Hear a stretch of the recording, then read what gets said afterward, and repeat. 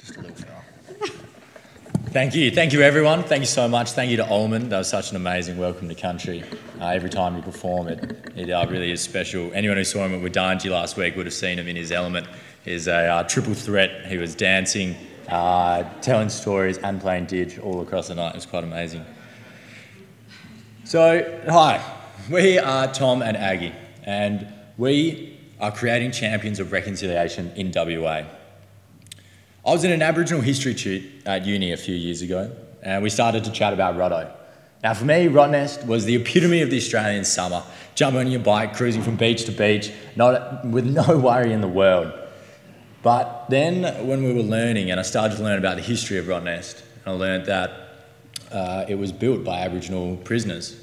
And the hotel where me and my family had stayed at was actually the prison where they'd kept those men.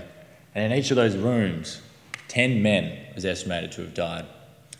Now, that was just absolutely confronting, shocking, devastating. It was so conflicting to hear. How was it possible that we could have a place that had such completely conflicting stories, one of such celebration, but one of such pain? I looked around, I was a supporter of reconciliation at the time, and I knew that all those in my network also were a supporter of reconciliation. But still, none of us had heard that other story.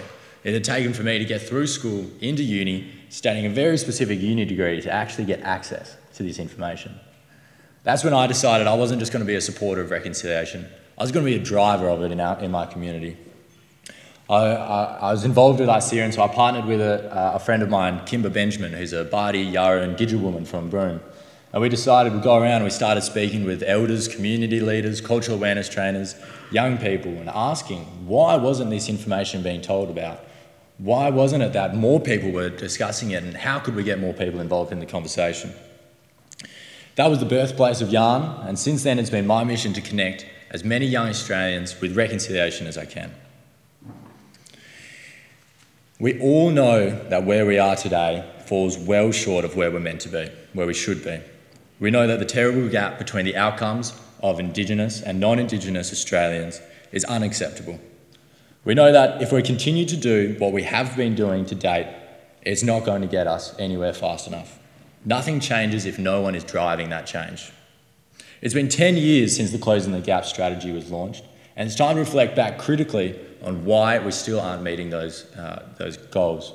It's now been pushed back. They expect that those goals, the gap will start to close around 2030. Over the same 10 years, ICEA has been working and driving reconciliation in WA. We currently have 3 main programs. We have an education program up in the Kimberley, looking at school attendance. We run events down in Perth, which are underpinned by our belief of unconscious reconciliation, that if we just bring the young people together, they'll be able to figure out the rest of it. And also the Yarn program. We've hosted Noongar cultural festivals, we've run holiday programs in the Kimberley, we've gone surfing, held battles of the bands, we've worked with remote rangers, ran riding competitions, we've met with elders, ministers, but most importantly, we've always been guided by young people. Being youth-led has provides us with a fresh approach to old problems, as well as giving our programs the energy and the impetus to bring a real lasting change to our community. We're working to change the entire landscape, so that then we can help close the gap.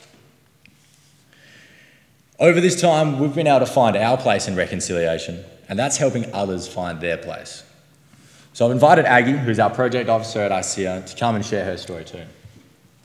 My journey with reconciliation is different to Tom's. I'm a Gidgel woman from Yarrabah, where Mervyn has just come back from my country and made me a bit homesick. I'm also a Murray Island woman, and my family are from Queensland. I came to ICEA to work as the Remote Communities Program Manager, working with the communities in the Kimberley to support students to attend school and close the education gap for our mob. Reconciliation seemed like a white movement to me back then. It wasn't until I sat in on a workshop facilitated by Tom and a Noongar woman, Alira Wimma, that shook my definition of reconciliation. The thing that struck me the most was how hard the other participants were fighting for the same basic rights as I do in my community. It was in this session I realised that reconciliation isn't about one group, but is about 2 groups coming together. This workshop made me reflect on the distrust I had towards non-Indigenous people through the history of my family, It made me realise how much healing is involved in the reconciliation movement from Aboriginal and Torres Strait Islander people. The YARN program validated my experience as an Aboriginal woman working and living in Australia and created an empowering environment for me, which motivated myself to become a YARN facilitator. My drive for reconciliation is fuelled by engaging, supporting, and empowering young people to be leaders in their own communities, for their voices to be heard. Sharing culture, stories, and experiences are all part of reconciliation. We only make up 3% of the Australian population, and we can't do it alone. And this made me think of what are elements that stop people from engaging in these conversations. Fear of offending, lack of knowledge, not understanding how history is affecting the present, not understanding the diversity in Aboriginal communities, and not sharing a meaningful experience with an Aboriginal person. And that's why I'm passionate about empowering young Aboriginal and Torres Strait Islander people through YARN and sharing their voices. So YARN is a series of workshops stimulating conversation around racism, prejudice, and reconciliation. It involves taking two young people who are passionate about reconciliation, equipping them with the skills they need, and putting them back into a room with other Australians.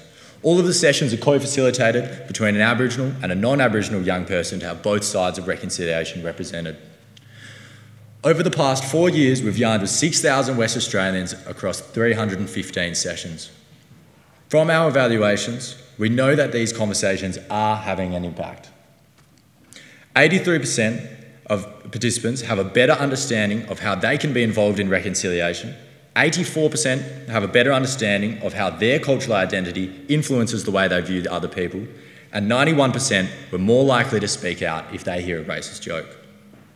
In summary, participants of YARN are more cognizant of the social barriers that produce inequality in our society, they have a more positive view of Aboriginal culture and reconciliation, and they seek to celebrate and empower Aboriginal culture and people. And these are the results that we want to bring to Fremantle.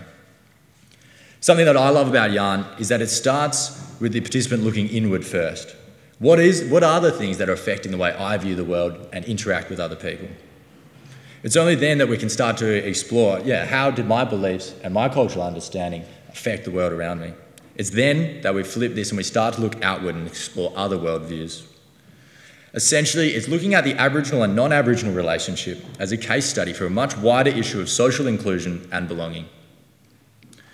Over the years, we've developed 4 different arms to the YARN program: school, community, workplace, and also the Shit We Need to Talk About series. Whoops. This series is a community panel discussion forum where youth and community members come together and respectfully share their difference of opinions on important topics. We've chatted about Australia Day, juvenile detention treaty, to name a few. And both the YARN program and the Shit We Need to Talk About series are successful because all participants are heard. Our sessions are not about going in there and telling people the right way. It's about working together to find that common ground. So, what's going to be happening in Fremantle? Well, we're going to be streamlining the 4 existing arms of YARN into one place to complement and bolster the work that's already been done. Each component of the project is targeted to a specific group, with the project as a whole aiming to touch the entire Fremantle community. In schools, our school YARN program will target young people at the very beginning of their reconciliation journey. There's 26 schools with a total of 9,068 students in Fremantle. And we'll be delivering at least 5 workshops in each of these schools. The community yarns will then take these conversations out of the classroom and offer them to the community at large. We've hosted these from our office, from cafes, parks, and we're going to be based out of the Walyalup Centre every month hosting these yarn nights. In the workplace, we'll identify 5 businesses in Fremantle who are looking to better engage with Indigenous communities to work with. And we'd also love to host a series of workshops exclusively for the Impact100 donors. The Shit We Need to Talk About panel discussion then brings everyone into the same room to explore courageous topics together. We've been hosting these, we'll host these out of the J Shed and move them between different venues every second month.